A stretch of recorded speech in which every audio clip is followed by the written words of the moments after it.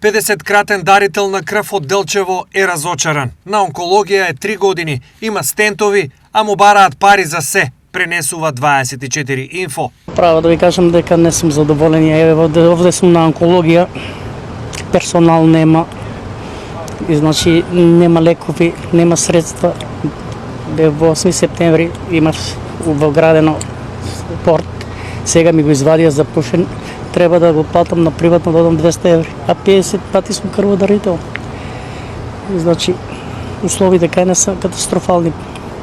Учени од кадар отиде во странство, овде сум на онкологија 3 години, значи и тие што овде работи не земат минимална плата, не се задоволни. Кога они не се задоволни, толку ќе биде услугата. Колку пари, толку музика. Шо тоа е. Се случило никогаш да бидете вратени, да не бидете примени воопшто на некој од клиниките?